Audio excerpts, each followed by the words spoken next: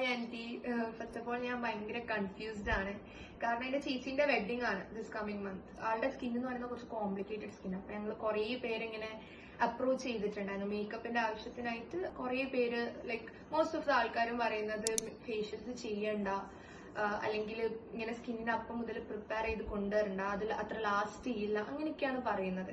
Proper ആയിട്ടുള്ള ഒരു reply എനിക്ക് എവിടെ നിന്നും കിട്ടുന്നില്ല. അപ്പൊ ആന്റിക്ക് ആവുമ്പോൾ ലൈക്ക് 30 years ഓഫ് എക്സ്പീരിയൻസ് ഉണ്ട് കോസ്മെറ്റോളജിയിൽ. അപ്പൊ ആന്റിക്ക് സ്കിന്നിന് അറിയാം. ആന്റീനെ അപ്രോച്ച് ചെയ്താൽ കുറച്ചുകൂടെ മോർ സജഷൻസും പ്രോപ്പർ ആയിട്ടുള്ള ആൻസർ കിട്ടും എന്നുള്ളത് കൊണ്ട് ആന്റിയുടെ അടുത്ത് അപ്രോച്ച് വന്നത്. അപ്പോൾ ഞങ്ങൾ ഇപ്പൊ സോഷ്യൽ മീഡിയയിലായാൽ പോലും യൂട്യൂബിലായാൽ പോലും എല്ലാരും പറയുന്നത് പാർലേഴ്സ് വെറുതെ അവരുടെ ഏർണിങ്സിന് വേണ്ടി പറയുന്ന ഒരു കാര്യമാണെന്നൊക്കെയാണ് പറയുന്നത്. അപ്പൊ എന്താണ് പ്രോപ്പർ ആയിട്ട് ഇങ്ങനെയാണ് ഒരു ബ്രൈഡ് പ്രിപ്പയർ ചെയ്ത് തുടങ്ങേണ്ട സ്കിന്നിന്? Very good question. ആൻഡ് ഇതൊരു നോർമൽ ക്വസ്റ്റ്യൻ ആണ്. എല്ലാ ബ്രൈഡ്സ് ടു ബിയും ഈ ഒരു കൺഫ്യൂഷനിലാണ് പലപ്പോഴും. ഇപ്പോൾ സോഷ്യൽ മീഡിയ ഒക്കെ വളരെ പോപ്പുലർ ആയ സ്ഥിതിക്ക് അതിലൂടെയുള്ള ഒരു ക്യാൻവാസിങ്ങും കാര്യങ്ങളും നടക്കുന്നതുകൊണ്ട് പലരും മേക്കപ്പ് ആർട്ടിസ്റ്റുകളെയൊക്കെ അപ്രോച്ച് ചെയ്യുമ്പോൾ അവർ പറയുന്ന ഒരു വേർഷനാണ് ഫേഷ്യൽ ഒന്നും ചെയ്യണ്ട, ഫേഷ്യൽ ചെയ്ത് കഴിഞ്ഞാൽ നിങ്ങളെ മേക്കപ്പ് വേറെ ലാസ്റ്റ് ചെയ്യില്ല എന്നുള്ളത്.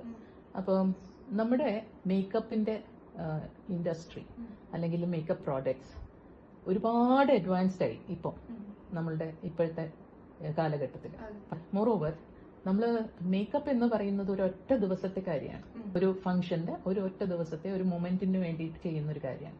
പക്ഷേ കല്യാണം എന്ന് പറയുന്നത് ഇറ്റ്സ് എ സ്ട്രെച്ച് ഓഫ് കുറച്ച് ദിവസങ്ങളാണ്.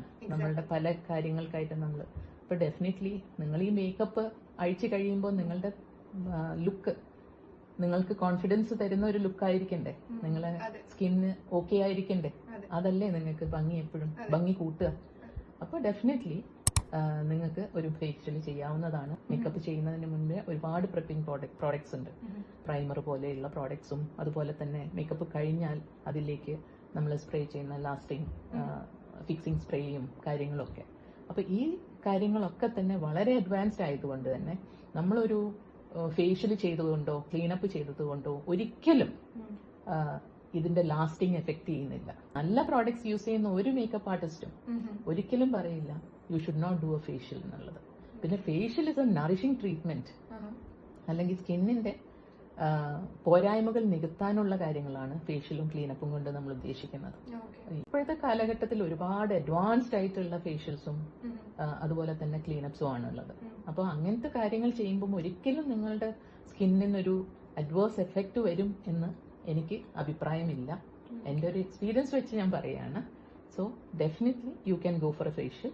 പിന്നെ നിങ്ങൾക്ക് സ്കിന്നിന്റെ പ്രോബ്ലം ഉണ്ടെങ്കിൽ നിങ്ങൾ കുറച്ച് മാസങ്ങൾക്ക് മുന്നേ തന്നെ ഈ നിങ്ങളുടെ പ്രിപ്പറേഷൻ തുടങ്ങണം. എന്നിട്ട് പിന്നെ നിങ്ങളുടെ ദി ഡേയുടെ മുന്നേ, അതായത് മേക്കപ്പിന് ബ്രൈഡൽ മേക്കപ്പിന്റെ ഒരു 4 days മുന്നേ ആയിരിക്കണം നിങ്ങളുടെ ബ്രൈഡൽ ഫേഷ്യൽ ചെയ്യേണ്ടത്. മേക്കപ്പ് ഇസ് ഓൾവേസ് കെമിക്കൽസ് അല്ലെ, ഒരിക്കലും ഓർഗാനിക് പ്രോഡക്ട്സ് ഒന്നുമല്ല മേക്കപ്സ് എന്ന് പറയുന്നത്, നമുക്ക് എല്ലാവർക്കും അറിയാം.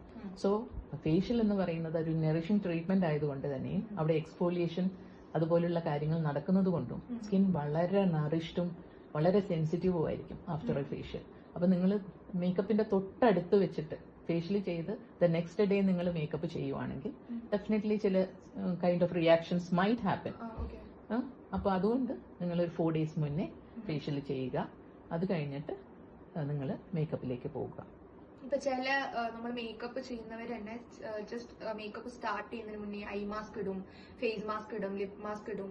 അപ്പം ആ ഒരു സംഭവത്തിനെക്കാട്ടും ഫേഷ്യൽസ് എന്നോട് കുറച്ചുകൂടെ ബെറ്റർ എന്ന് പറയുന്നത് അതൊരു റുട്ടീൻ തെറാപ്പി മാതിരിയാണ്. ഫേഷ്യൽ എന്ന് പറയുന്ന ഒരു തെറാപ്പിയാണ്. അത് that is we are doing inside the skin.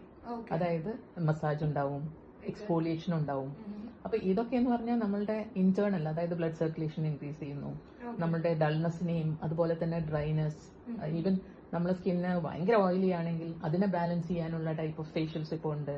പിന്നെ പിമ്പിൾ സ്കിൻ ആണെങ്കിൽ അത് കുറയ്ക്കാനുള്ള ട്രീറ്റ്മെന്റ്സ് ഇപ്പോൾ ഉണ്ട് നിലവിൽ. അപ്പൊ ഇതൊക്കെ തന്നെ വളരെ ഇമ്പോർട്ടന്റ് ആണ്. ചെറിയൊരു എക്സാമ്പിൾ പറയാം ഞാൻ.